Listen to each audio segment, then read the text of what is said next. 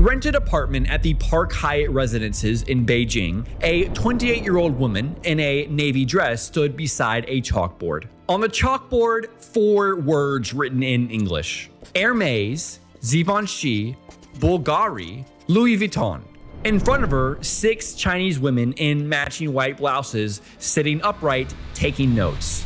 These women were the wives of some of China's wealthiest men. The course ran 12 days. It cost $16,000.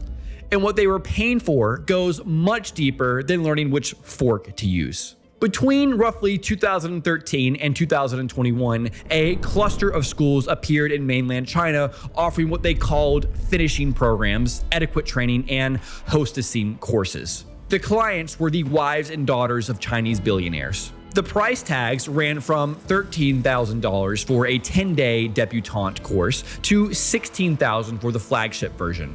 And the entire industry collapsed within about 3 years of a single speech by Xi Jinping.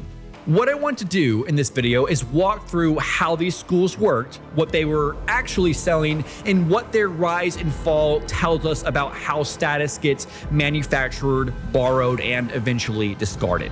Because the real product in that room was social insurance sold to women who believed they were running out of time. And the mechanics behind it apply far beyond China. The school at the center of this was called Institute Sarita. It was founded by Sarah Jane Ho, a Hong Kong-born Harvard MBA graduate, in 2013. She set it up at the Park Hyatt Residences on Beijing's Jianguomenwai Avenue. She had a demonstration kitchen staffed by a sous chef she'd hired away from the French embassy. The porcelain on the table was KPM Berlin. Her flagship program was called Hostessing. 12 days covering private receptions, table service, tea and wine tasting, personal stationery, body language, and diplomatic protocol. A separate program called Debutante ran 10 days for unmarried women aged 16 and up at around $13,000. Beyond the headline modules, the course materials listed specific sessions: pronunciation of luxury brands, introduction to the noble sports, lingerie lesson, British afternoon tea. In one lesson, Ho taught her students how to recognize poor quality foie gras. You slice it open. If it runs gooey, the chef has failed. In another, she taught them to peel an orange with cutlery. In another, how to break open a scone with their hands because cutting it with a butter knife was wrong.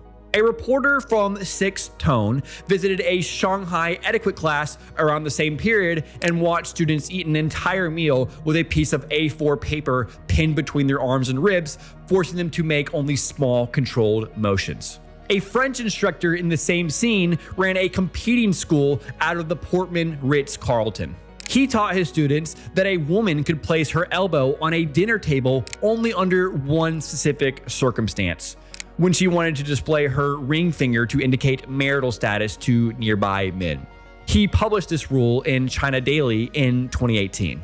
I spent some time looking for any English etiquette manual, any French one, any from anywhere that contains this rule. I couldn't find one.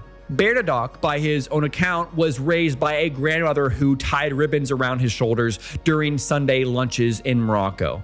The rule about the elbow appears to have been generated in some sense on the way to Shanghai, which raises a question: where were any of these rules actually coming from?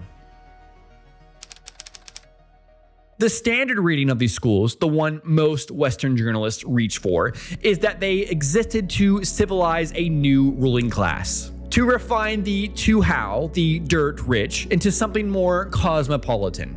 There's something to that, but it misses the more specific thing happening in the room. The behaviors being taught in 2014 had a particular vintage. By 2014, contemporary European wealth was already deep into stealth mode.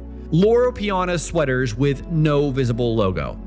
The people who owned French Riviera houses through Liechtenstein entities needed no chalkboard pronunciations because they had absorbed the words by osmosis from age 6. Meanwhile, the Chengdu Butler Academy, founded around the same period, was modeled directly on Downton Abbey, a British period drama set in 1912. Ho's own inspirations were interviews of Princess Diana, who attended a Swiss finishing school in 1977 and found her style on King's Road in the 1980s. What was being installed in that room was obsolete, a framework for wealth that European aristocracy itself had already abandoned. A Chinese woman paying $16,000 was learning that British forks face up at the table while French forks face down. In the place where that distinction was generated, it had collapsed into invisibility a generation earlier. And the reason this market existed at all requires understanding something that happened 50 years before these schools were opened. The Cultural Revolution between 1966 and 1976 did something to China that gets very undercounted in most analyses. Mao called for the destruction of the four olds: old ideas, old culture, old customs, old habits. The campaign lasted a decade, and it targeted exactly the categories of practical knowledge that finishing school logic presupposes. How to set a table, how to address a guest, how to recognize a forgery, how to pour tea, how to read a menu in French, how to hold a cup. By the time it ended, that knowledge had been functionally erased from one entire generation of mainland Chinese and badly damaged into adjacent ones. The grandmothers who would, in another timeline, have taught the granddaughters how to host a dinner had spent 1968 burning their own porcelain to avoid being denounced. So when Deng Xiaoping's reforms produced the wealth tide that crested in the 2010s, there was no internal idea of refinement to match the new demand. The numbers tell the story on their own. The number of mainland Chinese billionaires went from roughly 100 in 2007 to a peak of 1,185 in 2021. Refinement, like any consumer good, can be imported. But imports are by definition snapshots of the source culture at the moment of import. China started importing in earnest around 2010 to 2013. And what was on the shelf at that moment was mostly the parts of European etiquette that Europe had already given up on as a working code. The active wealth codes had moved to other markers, mostly invisible ones. The exportable, teachable, formalizable wealth codes from finishing schools and Princess Diana interviews were obsolete material. This is what borrowed cognition looks like at the macroeconomic scale. A society in a hurry to legitimize its new wealth reaches for whatever symbolic infrastructure another society will sell it. Before we continue, if you're finding this interesting, subscribe. The split between Ho's two programs, debutante for unmarried women and hostessing for married ones, mapped onto two very specific market anxieties. The debutante anxiety was the Shengnu anxiety. Shengnu, meaning leftover women, was added to the official lexicon of China's Ministry of Education in 2007. The term targeted urban women aged 27 and above who had not married. It was promoted aggressively by the All China Women's Federation. By 2013, it was sufficiently entrenched that the sociologist Letta Hong Fincher could write an entire book around it. A father with a daughter in this category and the means to address it had a clear reason to write a check for $13,000 of debutante training. The hostessing anxiety was different and sharper. The structural fact behind it is the R9 economy, the established culture of wealthy mainland Chinese men maintaining secondary households with younger women separate from their wives. A 2013 study from Renmin University estimated that 95% of corrupt officials kept mistresses and 60% kept a stable secondary household. The 2011 Supreme Court reinterpretation of the marriage law assigned post-divorce property to whoever's name appeared on the deed, which, in mainland China's housing purchase culture, was almost always the husband. A married woman in her 40s, whose husband had recently come into significant wealth, was looking at a structural risk that did not have a good legal solution. Hostessing for $16,000 sold a partial answer to that risk. The wife was buying a credential that increased her stickiness to her husband's social position. She could host his business contacts at a French dinner without embarrassing herself. She could keep up with European brand vocabulary and conversation. Her presence at a family office meeting in Singapore did not require him to apologize for her in advance. An extreme version of this market was documented by the Peng Pai newspaper in 2016. A multi-city operation called Fortune Women Academy ran something called the Two Relationship Course. It required wives to call their husbands on speakerphone in class and ask the husband to score them. The score was just the prompt. The husband then had to explain out loud where the points were missing and why. At the start of every session, the women stood in formation and chanted in unison, "Wealth is mine, happiness is mine, love is mine, youth is mine, beauty is mine." The student in that scene was paying for a metric, and the metric was, how replaceable am I today in my husband's eyes? In October 2020, a Shanghai blogger using the handle Li Zhang-R paid roughly 500 yen to enter a private WeChat group. It was called Shanghai Mingyuan Chuan, a circle of socialites. He stayed long enough to document its mechanics, then published.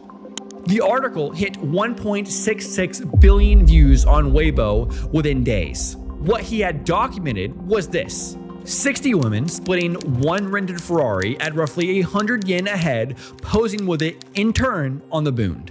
40 women splitting a single suite at the Bulgari Hotel Shanghai, photographing themselves in identical bathrobes with strict no wet hair protocols on the towels. 6 women splitting a 500 yen afternoon tea at the Ritz-Carlton's, taking turns photographing the same set of pastries none of them could eat.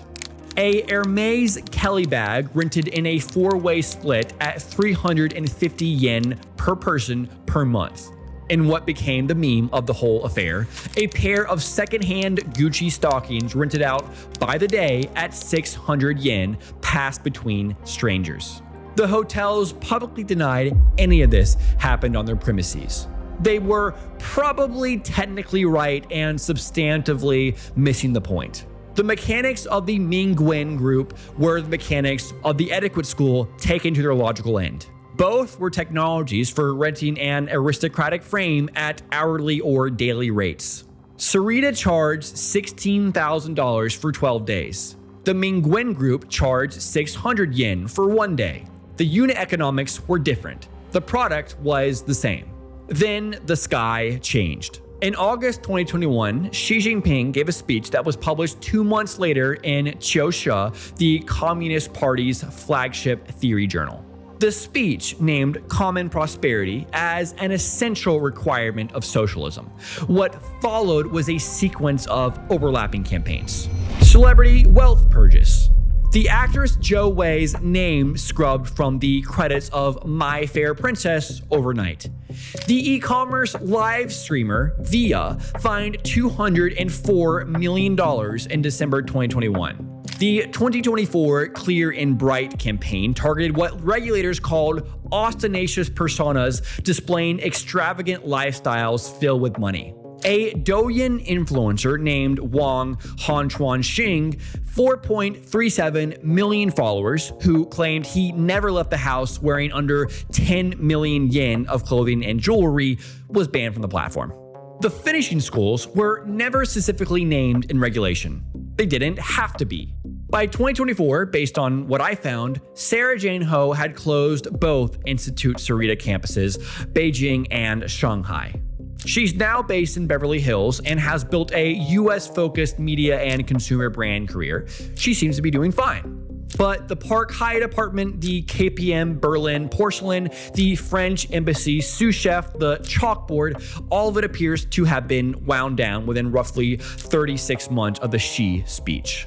Xi, very intelligently, filled a gap that a hugely growing country needed and didn't overstay her welcome when it didn't anymore.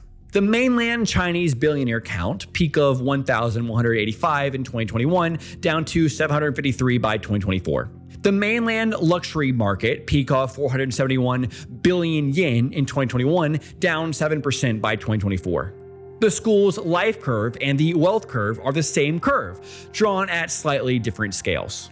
I want to come back to the wife schools one more time. What was being transferred in these boot camps functioned as a marker rather than a skill. The pronunciation indexes a cluster of behaviors and consumption choices that, in a separate culture, have an existing structural function. By extracting the marker and selling it on its own, the schools were selling something closer to psychological safety than competence. The wife who graduates from Billionaire-Wife bootcamps knows how to say Hermes. She does not, by virtue of saying it correctly, become someone for whom Hermes ownership is normal. And that unremarkability was the actual signal in the source culture. The pronunciation was downstream of it.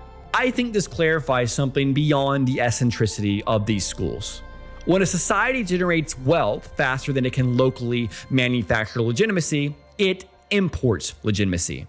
The imported version is cheap because it's been retired by the source culture.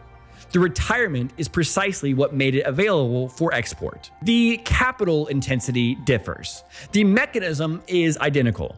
In both cases, someone is being trained to perform an identity that someone else assembled using inputs that the source has already moved on from. The frame you're inside right now, the one that tells you how to dress for the meeting, how to phrase the apology, and how to hold the wine glass, was assembled by people who are not you for reasons that are not yours. If this kind of analysis is useful to you, I write a newsletter that goes deeper on this sort of thing. Link is in the description. I'll see you in the next one.